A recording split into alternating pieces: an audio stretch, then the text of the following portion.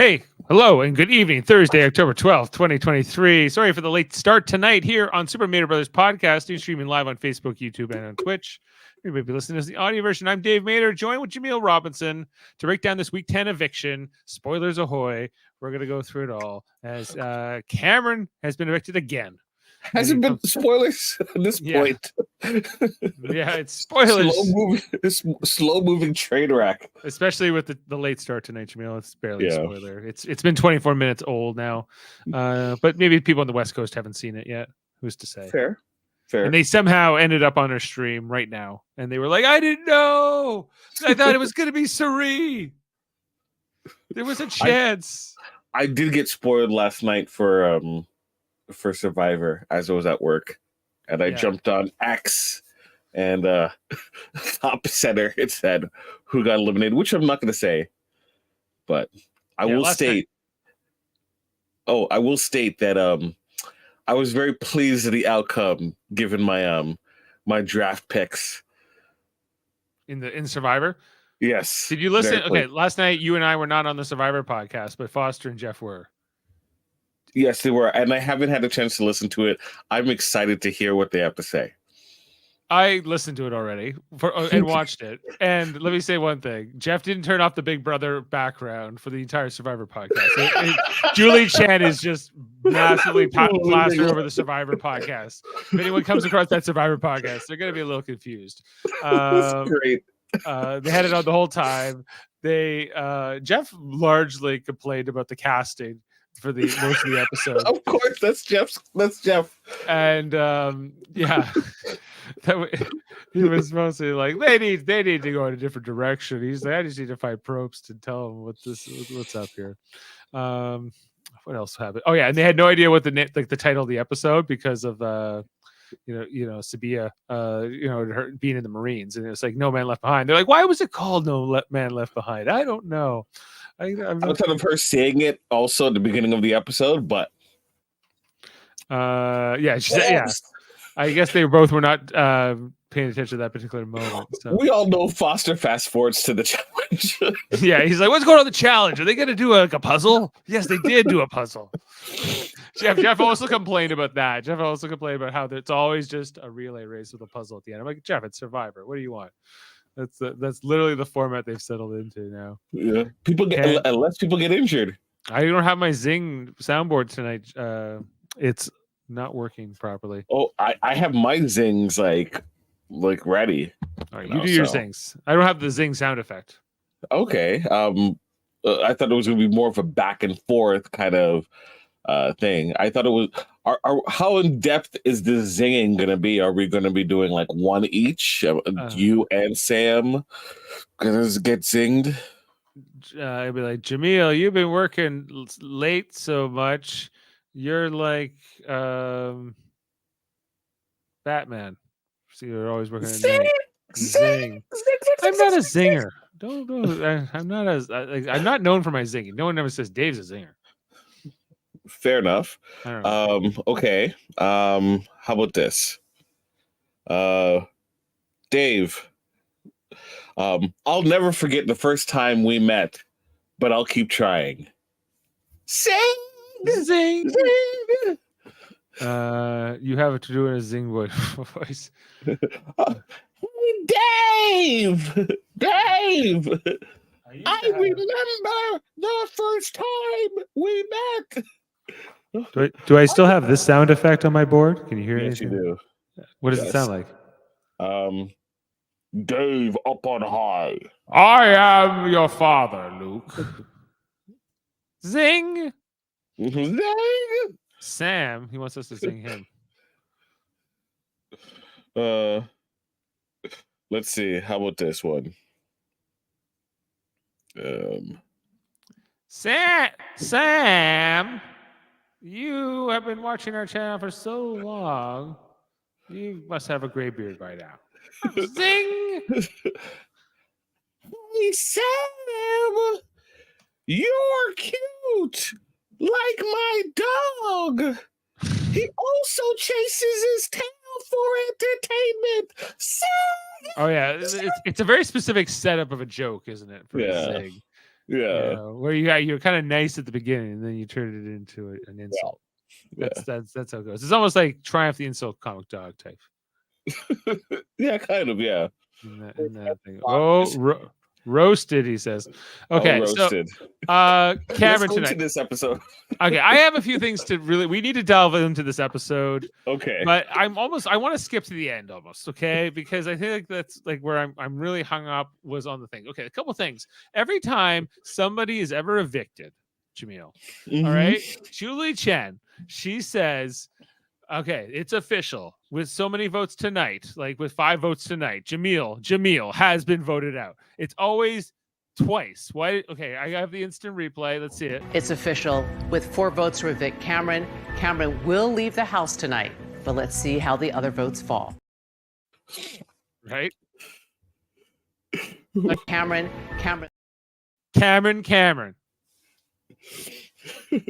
Do they have it on 2 separate lines? Maybe the teleprompter has it on 2 separate lines. She does this every time it's an eviction. She's been doing this consistently forever. So we got to get Murphy to put the TikTok video of a supercut of her just doing it for every episode. Yeah, every time somebody's evicted, it's always like Heisem has been evicted.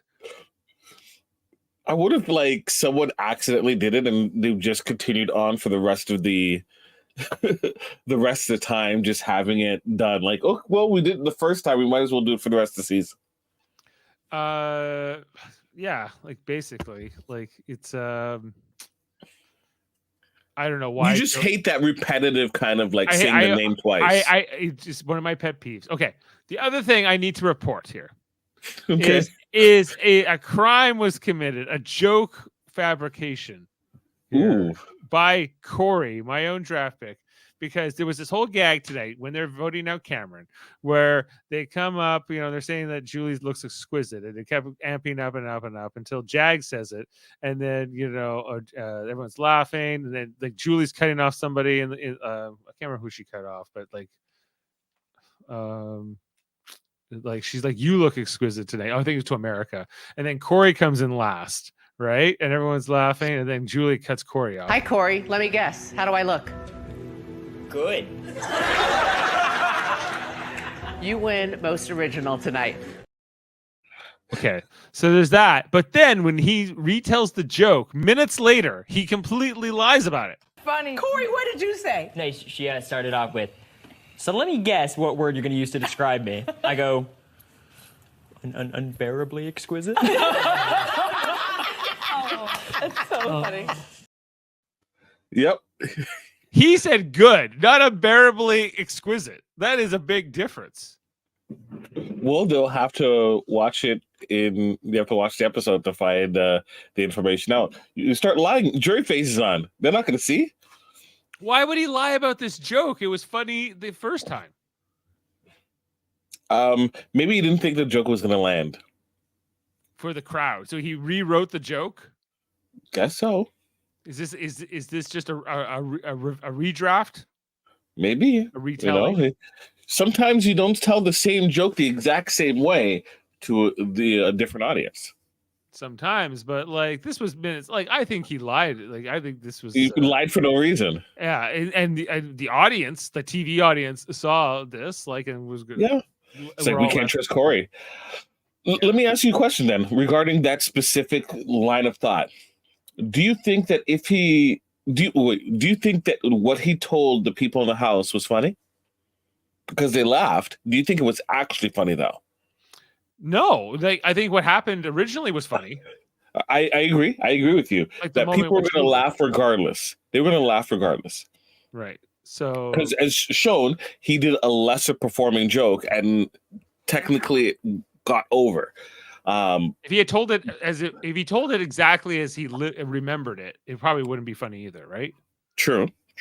So, I think it's a more moment because it isn't just how he delivered the good; it was also how Julie kind of cut him off, and that there was the pause, and then he said "good." Right? I think that's what made the joke. The setup was good, right? Or I should use it. But when retelling the joke, it'd be very hard to kind of pass along that pause it's a moment thing. The moment was there in that room that we were able to see.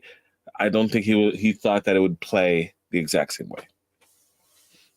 Yeah. Okay. Well, so not a crime. We don't need to expel him from the house. For I don't think I'm gonna split hairs over like a retelling of a joke. Like it's like lie about that, Corey. Don't lie about when I ask you a question about this game. okay. That's more along the lines. I have a question to you. Okay. Do you feel that was worthwhile to delay, the veto ceremony for this episode? Worthwhile? Do you think it was worth it? Worthwhile? No, I don't think they needed to do that at all. Like, Okay. I think like we could have even started in HOH or something else. I think that okay, let's talk about that too, because there is a bit. They don't go straight into the veto meeting in this episode, right? There was a little bit of a build. Yeah, a little bit more, which also felt unnecessary in my opinion. Yeah, like very unnecessary, dragged out. They were trying to really I think tell this story of how Cameron was sort of how he's cut from this game. He's been a big character on the show, and I think they're sort of trying to almost eulogize his departure in some sense. Yeah. He'll be the first member of the jury. They're going for this smaller jury this year, so he's still going to be a character on the show too. So they're almost setting that up, I think, too. So yeah, I think that the Bowie Jane, him being put up here, and he says this is your character, and she's like Bowie Jane, and she goes Cameron. Lord, yeah, I just. This episode, like honestly, I kind of wish they eliminated him in Tuesday episode, and then we just got on to the next week. Because I'm still feeling the jet lag. I shouldn't say jet lag, but like the lag between the zombie week. I feel like we should be ahead. Like this was a slow moving train wreck to get Cameron out again. And I kind of want to see where this game ends up right now. I would love to see and know who the HOH is. Would love it. And I didn't think there was enough content to make a worthwhile episode. And we didn't even see the goodbye messages, which was yeah, that's true, right? We didn't have any of that in the episode. Look, Julie, I don't want to see your extended interview. On whatever Paramount Plus or whatever site you have it on. I want to see it in the episode. Just share the highlight ones, and that's what I want to see, right? I didn't even get that. Yeah, we didn't get that. Okay, I'm just kind of replaying through the episode here, like when Cameron was eventually put up. It's not. Cliff was very happy. There's a blow up there. Jag. Everything here. I don't know, this whole event with Cameron going up, of course, sets up more just discussions about when Cameron's gone, who's going to go after who is doing whose dirty work, etc. Yeah. We have these different pairs now. We first got Matt and Jag, Corey America, Felicia and Suri, I guess, are sort of a pair in a sense. What else? I guess I don't think Bowie Jane has anyone paired with her, but I guess it just kind of leaves Blue now. With Bowie Jane, I don't see that. Kind of by default. Kind of with she's with Bowie Jane is with Jag and Matt ish, yeah. Right, because the Jag and Matt, the Minutemen, is that what they're called? Yeah, the Minutemen Final Five is of course them, Bowie Jane, and Felicia and Suri. Yeah, all people they can beat technically in any physical easily. Great Final Five if you're those two. Right? Yeah. And so they have to take out the rest then, right? America, Corey, Blue, at some point. Very true. Right? Suri. No, not Suri. She's in the group. So they want her in the end game here. So yeah, there was a lot of discussions around that. Cameron, of course, goes up. There's a lot of fallout from that. There was the whole bit tonight and segment with Matt and the whispering. I told you it was coming.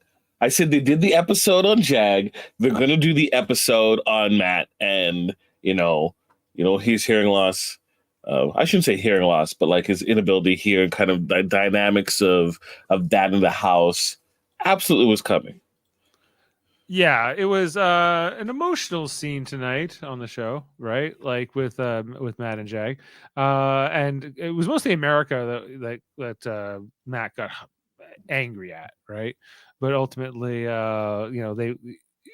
understand it from Matt's point of view, although and how he's saying like people turn their heads, I lose track of the conversations. It's very hard, and normally people would never do that in his presence, but because it especially that particular U.S. Big Brother house, which is so thin walled, and people are always trying to whisper and make sure they're not overheard in their conversations. That's why Matt needs to be in Big Brother Canada. Big Brother Canada, you can have big loud conversations, no one would ever hear it. Except there's certain places where things echo. And plus, so many people in Big Brother Canada don't mind yelling.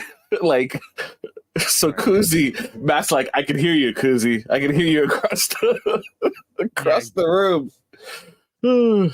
Yeah, like there was Kuzi, right? Like there's different elements to it, but I definitely understood with Matt tonight, and I felt bad for him. But he, his conversation with with Felicia was nice. That he had on the cheese there, where she was very encouraging to him. I thought she came across very kind in that scene. And those are important conversations. Like, he has a very good relationship with Miss Felicia and Suri, right? Which also in turn, like when he has those type of conversations, people don't necessarily think bad things about Matt. Regardless of what him and Matt are doing in the dynamics of the house, they've kind of separated Matt the player and Matt the person. Right. For the most part, like there's an additional person in the house. Gotcha. Well, let's talk about somebody else who's not in the house, but maybe a big topic of conversation. He's Mr. Kevin Costner. You may have heard of him. If you're Cameron, you're just hoping that you're going to get to be in a movie with him one day. You've watched everything he's seen, everything he's done. Unless he's an extra. Kevin Costner don't give a crap. Well, maybe, but don't forget that Felicia could be Denzel Washington's sister. And yes. Look, Matt's going to be hanging out with Josh Jaemeel long before Kevin Costner even sniffs a fart at Cameron. Well, there might be a Josh Jaemeel, Kevin Costner team up movie, right? Maybe their buddy cop movie. Maybe could happen in the future. But there's Kevin Costner playing the old vet, and Josh Jaemeel plays the slightly younger but still old rookie. Yeah. He entered late. He changed careers. He was doing something else until about 40, and then he became a cop. So he's up there in age, Yeah, it happens. Felicia's bit, like when she was in the diary room about Cameron, she was just like, it's never happening for you, Cameron. You're not gonna be in a movie with Kevin Costner. Sorry to burst that bubble for you. Yeah. It was interesting what they decided not to include in terms of Miss Felicia, in terms of her interactions with Cam.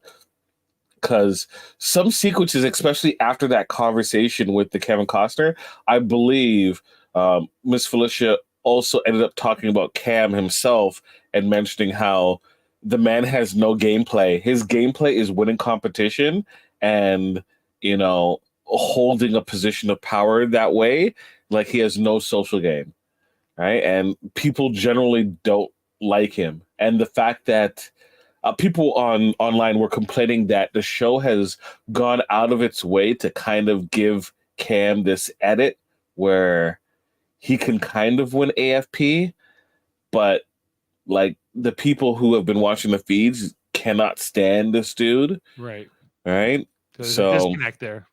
Yeah, which is, what happens. It's two different shows in one, right? With technically the same kind of outcome, where you have the people who have a greater understanding of the gameplay from the feeds, and then also the individuals who watch the show, where it's a more curated experience, right? But then again, most forms of entertainment are can be like that. It's just very few people have that insider look in most other pieces of entertainment. Right. Well, that's sometimes what I find frustrating about even hearing the feeds, because there's just always like sort of this righteous mob mentality with the feed audience about any given player, and it builds and it builds over the weeks into this frenzy where you're just like, it's almost like when we get a hold of this man, usually a man, but it could be any player really. Yeah. When we get a hold of this person, once they're out of the house, we are going to tell them what's what and everything that they're doing wrong in their behavior and how they treat people, et cetera, et cetera. I'm like, no matter who they are, it's going to be quite the shock, coming out of the house, right, to deal with that sort of thing. And you never really hear too much about that, but I imagine going on to one of these shows and then, you have like this casual audience who might have a very positive viewpoint and be very nice to you. And then this other audience who you might encounter randomly who would just like spit on you and tell you you're awful. Right. And, deservedly or not. So I just think it's always like, I don't know if I want to be sort of that negative with the feed audience for that long. I don't think it's good for my health to like get ready to get somebody out. Now, if it's on the show, usually it's pretty bad and then they have to feature it. So that's why I'm always like, if the editors need to show something that's deservedly so, then do it. But if it's something minor, more discretionary, then I think that it's not interesting for TV or for like the audience, then I would kind of understand that too, right? So that's a call producers have to make, because they're making a piece of entertainment, but they're also, it's a kind of a social human experiment every time they do this, right? Like, and how it's going to sort of play out, because you're isolating people, putting them under these intense circumstances with strangers, people they've never met before. And you have no idea how these interactions are going to play out, largely. So that's kind of the part of the entertainment in itself. So I don't know. I think that when you have a show like tonight, where you could have wrapped up the Vita last episode, you have a lot to play with, right? So it depends what kind of a show you want to make too, I guess. Yeah. Do you want the producers to make a show that's going to show the more real ugly part of people? That can be something, I think the biggest issue is sometimes these situations occur where it kind of changes the opinion or changes the direction of individuals on the show. So without that background information as to why relationships get strained, there can be like, well, this person just all of a sudden decided to do something different, right? Suddenly Palpatine appears, right? Like there's a gigantic disconnect between point A to point C in terms of the storytelling, and B only being available to the feed viewers, and the producers not necessarily doing a great job of showing what B occurred. I think that's the biggest issue, but that's not always the case, because a lot of times the bigger moves are made for TV, right? So it's yes and no, right? I'm not the hardcore person to the feeds. I hear and I sometimes watch and I've also keep in mind why I not keep in mind, but like keep aware of what people are saying about the feeds, but I'm not like glued to it 24/7 like some people. So I find that that's kind of a better balance of it. Yeah, I think I try to I want to be oblivious to what the things like the stuff that was going on with Taylor. I thought was pretty nasty in the last season of US Big Brother, right? And so I think that did need to be on the show, and I think did need to be addressed. And so, well, you're hearing the current discourse about that or conversation. Right. You have Corey and his podcast talking about Taylor. And a lot of people feel that he is not mad-mouthing her, but not giving her the proper respect in terms of her gameplay. He's saying that Monty should have won for the most part, which people can have that opinion. But he's saying that, Monty had like social, plus he had a strategy, plus he, won competitions. And, Taylor's whole thing was not trying to get eliminated. And she had a, I guess she, made up a thing at the end. And it's like, well, Taylor did win 2 competitions. She was head of household twice. Right? So, especially when you're looking at a season like this, where, we've had 2 women as head of, I guess, if you count Riley, which Riley was more or less like, kind of, right? So you have 3 women this season who were head of household. Yes. Right. And last year, and we also had someone who won the most competitions ever, broke that record, right? And Taylor won 2 competitions.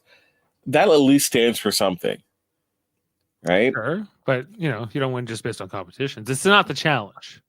It's not your challenge. People want to. You have to be in a position where people want to actually vote for you at the end. Right. That's required. That's an important requirement too. Taylor was able to do that, so yeah. I don't think Monty deserved to win. I had money in the draft. If anybody was rooting for Monty, it was me last season, and I thought, no, like this guy doesn't deserve to win. Like he's kind of a tool, So they should never have taken Taylor to the end. He underestimated Taylor on so many levels, and like her game benefited from it a lot, because of Monty's sort of how blind he was to how hubris strong he was.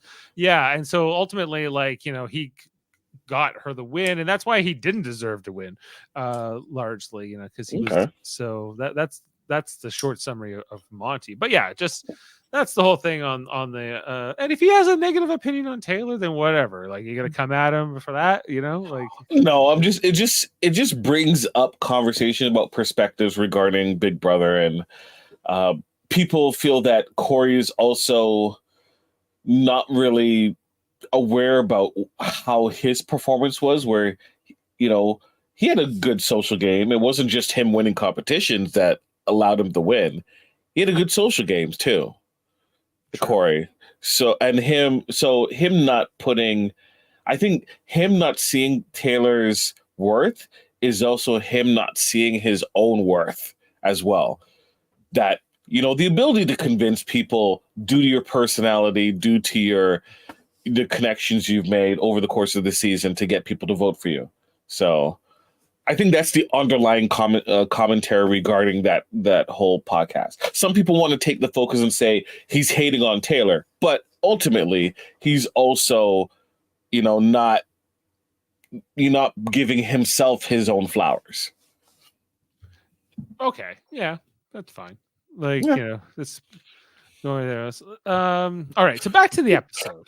Back to the episode, Dave. Back to the episode. Jag was talking to Corey at one point in this episode, and and he's not giving Corey any definitive answers. And Corey's like, "Well, what do you think about this?" And I was just like, "Corey, he's coming for you, man. Like, what do you think? Like, it's you think you're in good with Jag and Matt, no, you're next. Now that Cameron's gone, you were like, this was always going to be it for Corey. Like once Cameron was out of the way, he was definitely going to be the next target. And you can see Jag sizing him up. Like he's like looking at Corey like he's his next meal. Right. So it's this is coming. And I think Corey knows this. So this next HOH is crucial for how this next part of the game is going to legally play out. Like, there's a lot of conversations about kind of having Corey recognize that Blue isn't this thing that he has to overcome. It's Jag and Matt, right? And Cerise talked to him about it. Cameron, and I love that conversation with Cameron and Blue. That was great. The Cameron Blue conversation? Yes. Or there was also the Blue Cerise conversation as well. Yes. But the Blue Cameron conversation where Cameron is, talking to her about Cerise and, how Blue was told that to protect Cerise, right? Right. And Blue goes, but Cerise is like a sinking ship. And then Cameron says, well, so are you. Right? In the sense that, like, but earnestly, I'm sure. yeah, like Suri can't win competitions, right? And it's like, well, Blue, you're not winning competitions either, too. So you can't say that like Suri is a sinking ship. Like, you're in the same boat as Suri. Whereas if they're focusing on the wrong things and put Jag and Matt in a position of power that they could just run the table, you have as much luck as Suri does in terms of getting both of them out. So you need to be a little bit smarter, which Cameron turned her to, but she didn't really take it to heart until Suri had that follow-up conversation, which we saw on the show. Right. I thought like Suri was fun in the episode in terms of some of her diary rooms, watching her have these conversations, her playing multiple sides. I think, like she's a a good player of both Survivor and I think a Big Brother. I think, this will just adds to her resume. I think Sam was asking about that at the beginning of the chat tonight, right? Like, who has got the best resume? Like, isn't it Suri? Like, I know she doesn't have like an HOH or a veto, but that's not really the game she plays, right? Is from a power position. She almost had it at one point when she was like having some of her allies win power so much, especially Jared. But unfortunately, Jared also was a detriment to her game too. Right, Jared sank her and himself more than anything, but also diminished her game quite a bit. She lost to Izzy. Her and Felicia have come and gone and had ups and downs. So there's and she's so I think Suri. You could see a rebound here. Like she's playing dead a little bit right now, waiting for these bigger players to sort of take at each other, which was a lot of what some of the edit was tonight. So I thought that was good. I think that this is a good season in terms of like strategy, being able to kind of follow who are the pieces on the board and where do they currently sit and who's targeting who. I think I have a good understanding of it. We never had a steamroll this season. No steamroll. No steamroll seasons are great. Thank you. Right. Not like a level 6 who's just kind of rolling and controlling everything. Yeah, maybe they lose one member along the way, but they're mostly always in control. And some people like to see like that master game. Like, you can take like Derek as a great player or not from Big Brother 16, but like a lot of people just enjoyed that season watching him work the rooms, go the conversations, never get nominated, be very like well liked by the different house guests, and ultimately he wins, and Cody takes him to the end, which is almost like sort of like one of the infamous things about him winning that season. And I almost get that same vibe sometimes with Jag. He's not as polished of a player as Derek was, but he's trying to work all the angles, and he's determined. He's not worrying so much about who his friends are, just making sure that he can get to the end. I think Jag's end game is one where he wins via respect, whereas Matt wins based upon people liking him. Suri, people liking her, and appreciate the social presence that she had, right? Like those are the three I can see and understand why they win. The conversation that has occurred is one of respect, of one of likability, and one of social game dynamics. Bowie,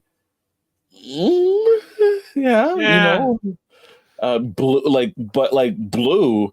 What's Blue's social dynamics that people are kind of like? She was with Jared, and then afterwards she was kind of weaponized, and then. Well, Blue's got a tough path to win this game. I think at this point, right? Like I think but I understand who she is, at least as a TV character, and sort of what maybe the potential is in terms of who she might align with. It's I think there's a lot of questions still around her, and Bowie Jane I think is the other one, right? But I think that like at least it could be worse. It could be much worse than just having these two sort of like players I don't quite fully think are gamers, but are in the mix. It's not like we have two Victorias here. It could be more dire. So Suri, pretty cool. So the actual eviction tonight, of course, and the speeches we got from the respective things. I thought the Suri's speech was almost a goodbye speech. I thought it was a little dramatic. I hated these speeches. I hated them. they're not like, guys, your family loves you. Your family misses you. Family cares about you. In turn, they know that you miss them. You care about them. I don't want to hear it. I want to talk. I Always want in you there. to, You know, yeah. I don't understand that the culture around that. I don't think I would shout out my dad, perhaps, if I was on there. Like, hey, Dad! He'd be like, Dad, what? I miss What you. I show are you love on? He would just be confused. It's So, like, son, don't lose. Don't yeah. lose, son. Oh, yeah. Are you winning that? Good. Oh my gosh. He'd be mostly trying to the diary room ones are even more annoying. Yeah. Like if you work into a speech, fine, I guess, if you want to waste your time on that. But yeah. And then we talked about the vote itself, all the people with the jokes and telling Julie she was exquisite. Julie had like this one ring on her middle finger on her right hand that was like covering her entire ring. I was like, or a finger, right? I was like, well, that's a big, huge ring. She was very cash. She had the jeans pony in and the back. yeah, but she had a lot of like accessories going on. Yes. So the pony, I was like, what's with the pony today? Like, got the leather top with the like sort of this pendant around her neck. Got the brown glasses. Yeah, she was going sort of but a lot of jewelry and bracelets. Jag got a big laugh from the audience. It's fun having the audience. America didn't even really get to do her thing. Like Julie cut her off and stole the bit from her. And then we mentioned the whole Corey thing where he's just like good, Anyway, Cameron's voted out 6-0, guys.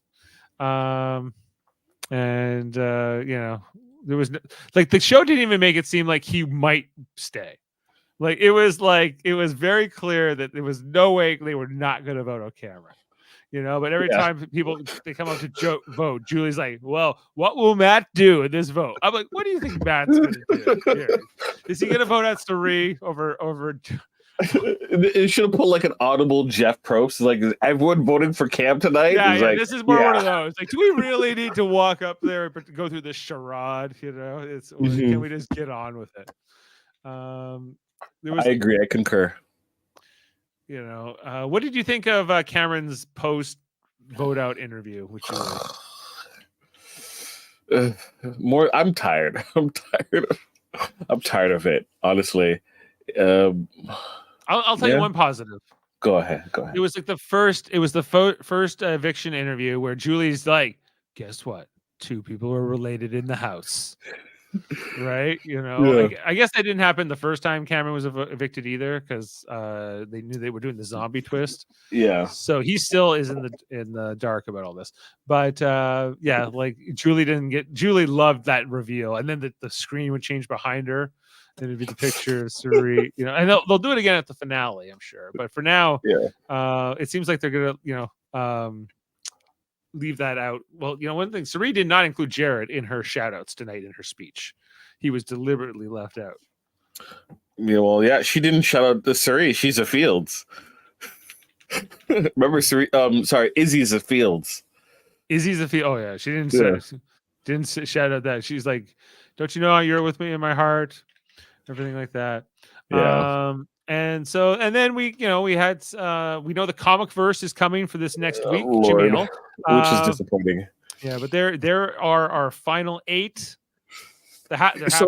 So yeah, Miss Felicia is definitely winning BB Comics, right? Miss Felicia is not winning BB Comics. I don't think Sari's winning it either. It's going to be probably one of the guys. There's only okay. We're down to the final 8 here: 3 men, 5 women, right? Yep. So, will a woman win this game, or will a man win this game? Is what I'm wondering. Look, the memorization portion of it could be great for Corey. So we'll see if he's able to win it. Yeah. On the feeds, Miss Felicia and Sari have been working hard in preparation of the final challenges. So they expect like the spelling challenge. So they've been trying to figure out long words, right? One primary example is Sari looking at the the behind the box of Ajax and looking at the the chemical words and trying to memorize those so that she can spell them later on. They're preparing themselves a lot. Like These final competitions. I don't think. Would you prepare yourself that much? I guess that you have nothing better to you do. kind of have to, right? Like, what else are you going to fill your time with? Yeah, right. It's just a only game. Talk Almost, strat, right? But the producers one day should just like flip it on. They say none of that matters. We're not asking you any questions that are related to like days or any of the stuff you would normally prep for. I know you're not a big fan of the days competition because you're like as a viewer, you're just like no. I don't know. I don't care. I've explained it before in many podcasts, but I'm not a fan of it. And I hate how they like do one competition, but don't do any more than one. And I don't think it should be the final competition because they almost always all get them all right. Unless it's like worded very because they're studying so hard for so many days. That's the all they have to worded do. Kind of funny or something. Like you're almost going to expect 2 unanimous answers. We're going to do a tiebreaker based on chalkboard, based on some guess. And like, is that how we really want to decide the game? Because okay, what competitions are left? Right, we have BB Comics that's going to happen. Right, the traditional BB Comics one. Yeah. Where you have to like align the comic books and everything. And finally, will be Comics Week this week, right? Comic Verse. We have the slip and slide competition, which most likely a man's going to win. Well, usually the tallest person wins that as well. Yeah, slip and slide, which I guess right now is Matt. Then Jag. Matt would be like the odds-on favorite, followed by Jag probably. Yeah. We have. What else? We have the hide? Hide and go veto. Hide and go veto. Well, sure. Like there's a lot of different things they could do, but you're thinking it's got to be the classic things. Well, they always try to sprinkle the classic ones in, right? So those ones are like we know OTEV was always coming, so but we have a scramble version of OTEV.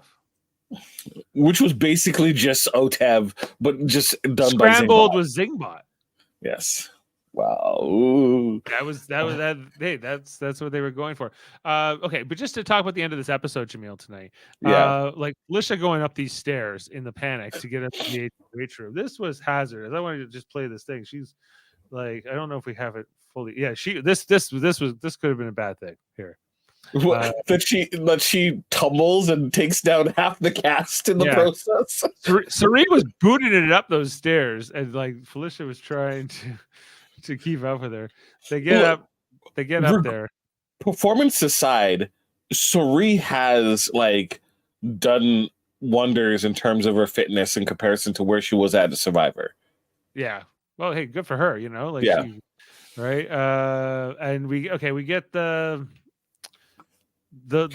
what is this, like the Fortress of Solitude? The Solitude kind of deal, yeah. Is that what we're seeing here? What like this thing? They were just making the jokes to Bowie Jane that she was messy. What does this mean, Jaemeel? What is this going to? Comic books. Comic So this is just going to be in the room? Is this to have a meaning, a purpose, or is this just like decor? I think it's just decor. Everyone's thinking like I heard some people saying maybe it's going to be a split house week. But I'm like, I don't think they're going to do that. I think there's going to be some kind of power that's going to come out of this thing. No more powers. No more powers. Because chances are it's going to benefit the people who are in power. Oh, well, like Mary Bass is saying an invisible HOH. Could that be what they're doing? Maybe an invisible HOH? And is that what this could indicate? I don't know why this crystal thing would mean that, but maybe it's an invisibility crystal. Yeah, maybe. We'll see. What do y'all think? What do y'all think this week's going to be? What do you think it's going to be, and what challenges do you think it's going to be?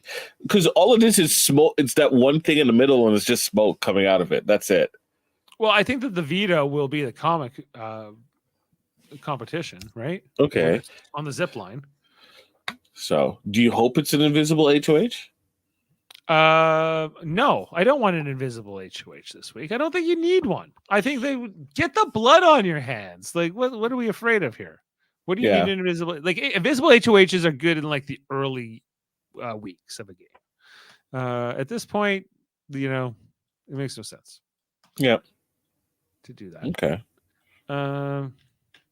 So yeah, we got Wait, this. that's what Julie said. Did Julie say there's going to be an invisible HOH? Well, I can go to the replay. I don't remember her saying that. Ooh. Oh. Where is she here? Hold on. I'm going to listen to it. Superpowers into the game. Oh. She says there will be superpowers. Oh, she does say power of invisibility.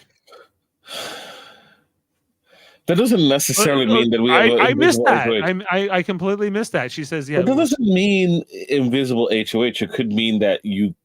No, she literally says that. She says the power of invisibility will shield the identity of the HOH. Oh, okay. She legit said that then. So look, once I got bored at the end of Cameron's conversation. I kind of sometimes I tune out on Julie at the end there, right? Like this was where she was, like check out football on Sunday or whatever she might go on about, and other things. But yeah, so no one will know who the HOH is.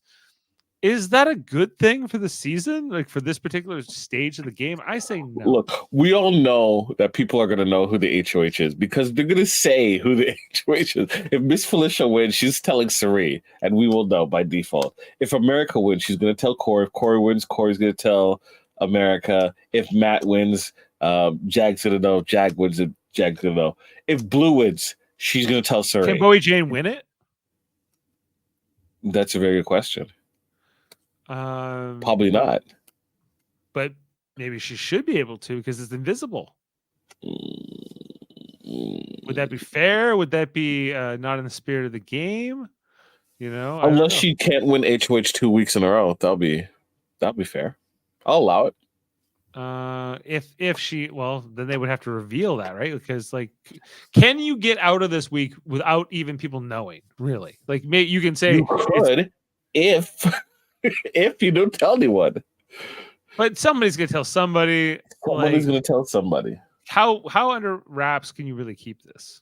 If Blue is the next HOH, is that gonna stay a secret?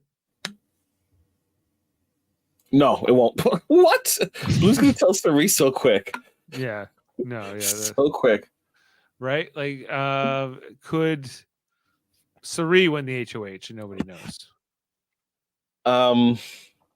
Sari would eventually tell someone because she would want to get you also want to get the acknowledgement that you did win. All right. What about Corey or America? They would tell each other, and therefore we would know. We would know. Blue would tell somebody. America would tell somebody. So Matt and Jag, they would tell each other. Tell each other. So there's no way. The only way we wouldn't know at all is no way, right? Blue. Yeah, there's no way. We're gonna find out. Yeah, it's impossible for us this to fully. Which is fine. Us as the audience knowing is good, so we can kind of see where the pieces start moving. Did we already have an invisible HOH this week or this season? Did that already happen? No, we didn't. Not this season. Was it in the Canadian season? Yes, we did. We did have that in the most recent Canadian. We did. And everyone knew. Everyone knew who it was. Remember, what's the name? She's loyal to the soil. What's the name? She was trying to not say it. She got called up pretty quickly. Oh, jeez. You know what I mean when she's loyal to the soil. I think that's my new term for people of First Nations. Loyal to the soil. Loyal to the soil. Yeah, you have the most recent season of Big Brother Canada. Yeah, that was the invisible HOH. The invisible HOH. It's too long ago, and it's too many months ago. Too many months ago. That's a different era. Okay. I love it. You're like, nope, it's too old. Yeah. All right. Well, anything else? Let's see. Well, Mary Bass has something to say. She does. That means Sari could put up. Well, yeah, anybody could put up anybody, right? But Sari could put up Matt and Jag. She says. Yeah. Which I guess you know what? I can understand because a lot of the commentary online was people were saying they were going to throw this HOH, this specific one. It was earlier in the week, it was everyone was going to throw didn't want to win this comp. So with an invisible HOH, it kind of, allows people to play more freely and kind of strive to win. So that means it's going to be the first one has to be a time competition then. It's probably gonna be a timed thing or something that you. So are they going to do BB Comics first then? Maybe give everyone a chance to do it, which means that a man's going to win. I gotta think so. Like I can't remember a woman who ever won that. Right? It's a pretty physical thing to do. Like go down that zip line very fast over and over and over again. Not to mention, it's a whole puzzle portion of it as well. So, which is even, but anyway, Power of Invincibility. Week 10 is over. Week 11 coming up, Jaemeel, here in Big Brother 25, and there's still 3 more weeks to go. I'm looking to see who has ever has a woman ever won BB Comics. I'm sure someone has. The first name that pops up is Christine. Christine from Big Brother 16? Oh no, did she win? I don't remember her winning, but maybe she did. Supposedly she won. Steve Moses won. Nicole Franzel, Paul. Nicole Franzel won it. Okay. Yeah. Casey won it. Nicole Anthony won it. She did? Yeah, Nicole won it twice. Nicole Franzel won it twice? Yeah. Kylan. Kylan, inspired by Kobe, won it. Kobe doesn't step down from a challenge. So. Yeah, and Michael won it as well. Last season. So I don't think there's a huge gender bias there. Then it sounds like it's almost even. Yeah, let's see. 1, 2, 3, 4, 5. 5 women, 2. But I don't know which of this cast is going to do well in this BB Comics competition in comparison to their peers. Well, 5 out of 10, including whoever the future winner of this season. 5 out of 8 of this cast is women, right? So at this point, so you can but you have an Olympic athlete is one of them. Well, even though it is Paralympics, still like people talking down about Paralympics. Look, they would still smoke you. Okay, Joe Schmo on the internet. Paralympian is murdering you in whatever competition you want. Absolutely. He's he probably go on any level. I don't know how his times would compare to the Olympics, but I'm sure they're good. So yeah. So that's like people saying an amateur boxer, I could be the amateur boxer. No, you can't. No, you can't. No, you can't. That person would smoke you too. Didn't they say worst person in the NBA would totally murder you in basketball? Oh, Mary Bass also pointed out the OTEV curse, that the person who wins OTEV often doesn't win the game. So that's why. They also mention curses too. That's why. That's why. What's it called again? Bowie Jane accidentally lost OTEV. Because she didn't win a curse? Well, maybe not. Well, if Jag wins this season or not, I guess that will prove the curse. And then America can't win because she was the first one in the house, and the first one in the house doesn't win the game. Ever? Has that never happened? I think that is a fact. That still holds true to this day. The first person to walk through the door has never won. Yep. We're up to 25 seasons now. Mm-hmm. That's got to change eventually. Like statistically speaking, eventually it will happen. Unless it doesn't. Has anyone won even after winning the car competition Survivor? I think that curse was broken eventually. But now they don't give a car away anymore in Survivor. That used to be always a thing they did. No. We need more. When's the Outback Steakhouse co-promotion? I want that. I want more clips. The night I don't have my soundboard, and you're making all these references. Of course. I can't even pull out the safely clip. do it. I can safely do it. Yeah. Exactly. You can make a reference and I can't pull it up. The big blue couch. Big blue couch. None of those things are available to me at this moment. It's like my hand's been cut off. Yeah, you're like, I want the soundboard so bad. Yeah, big blue couch. Okay. Well, I'm really excited to see who the next HOH is. I guess it will be Invisible. Sunday we'll be Yeah. back to talk about that. We October. could confirm that they're not doing head of household tonight. No way. I It don't would think be so.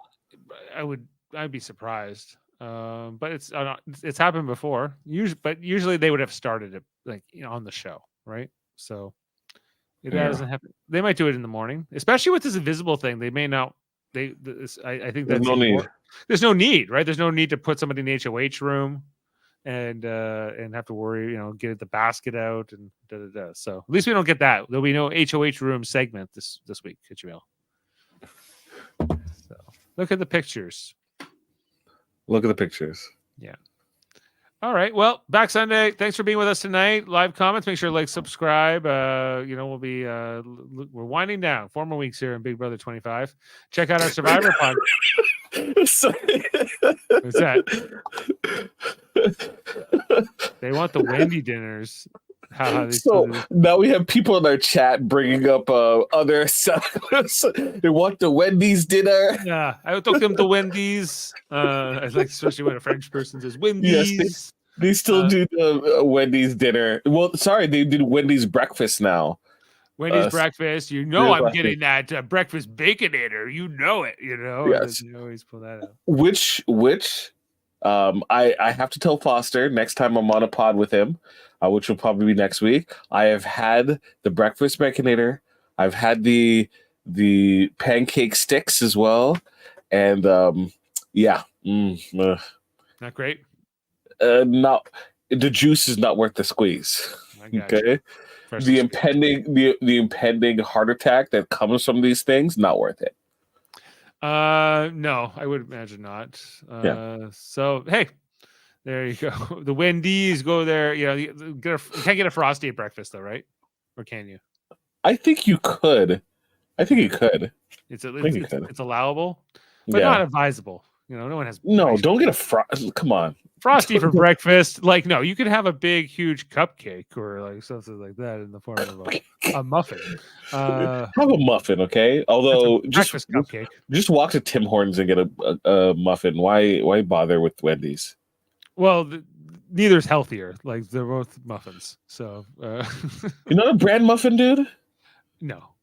No, not a muffins in general. No, those aren't good for you. So they're okay. They're basically cake. It's basically eating cake. Fair. So it's it's never good for you, even with bran. So, but the bacon by itself, go for that. Get that at the Wendy's dinner. Skip the muffin, get the bacon. That's Dave's tip. That is my advice. Skip the muffin, get the bacon, and the eggs, and you'll be fine. Not the French toast sticks; those are bad. Yeah, don't get the French toast stick. Yeah. All right. Well, on that note, check out Survivor podcast as we mentioned. We also have our Marvel podcast. We're going to be talking about Loki in the near future. We'll be talking about the Marvels in the near future. Did you get your tickets for the Marvels? No, I haven't even thought about it. But usually when you tell me to go get my tickets, that's when I start looking. Dave, get your tickets. I'll get out my tickets and get going out to the theaters. Also, check out all our Federation podcasts. We're part of a network called the United Federation of Podcasts, which has all kinds of great channels where we talk about movies that hold up. I was on last night talking about 3 space movies with Davan and Murphy. The Graphic Histories podcast with André, where he interviews all kinds of interesting people, artists, actors, podcasters like myself, all kinds of fascinating people. Check out his audio podcast, the X-Rated podcast with Davan and André.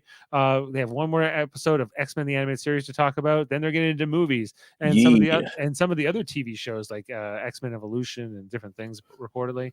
Which I believe one of the main contributors to X-Men Evolution is going to be on Graphic Histories next week.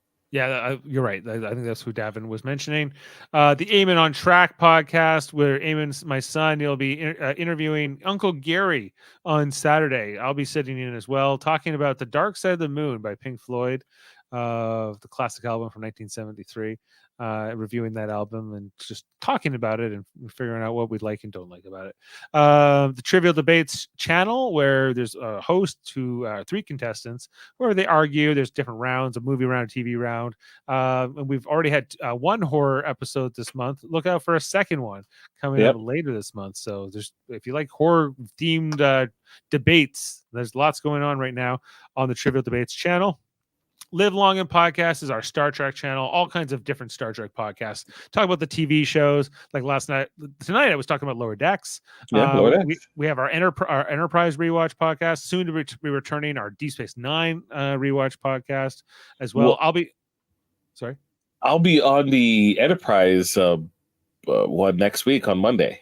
So you're coming on Enterprise on Monday? Yeah, I've stated from lengthy that Evil Hoshi draws me to that podcast. So that'll be great. Well, can't wait to have you. I'm talking to the same 3 guys for like almost 100 episodes now or something. At a certain point, I felt bad that I never jumped on before, and because I said that I was going to be on this episode. And I'm like, I should have just came on earlier episodes. I didn't necessarily have to wait for that specific one. Well, you waited. You waited for your moment, and here it comes. So we're doing it. Okay. So yeah, that's our different Star Trek. Tomorrow, I'm going to be on a debate Star Trek podcast. Debate night. Yes. I'm on with Bree from Trek Culture. And Adam Woodward as well. We're going to be 3-way debating. So look out for that. An all debate 3-way. A 3-way debate, yes. Yes. We'll be talking about all kinds of like that. Next week is our Star Trek Starship Convention, where we'll be ranking all the starships, like the Galaxy class and things. If you want to get some super nerdy stuff, we have it going on that. I'll be on that episode as well. Yeah, so you're gonna get your fill of me next week. Yeah, so if you like, hopefully we haven't lost you at this point. Big Brother audience as we're going on about the Star Trek. So thanks for being with us. And on that note, I think we'll go out on this Corey retelling his joke. See you next time, everybody. Funny. Corey, what did you say? No, she started off with, so let me guess what word you're going to use to describe me. I go, unbearably exquisite. That's so funny. See you on the flip side. Tell.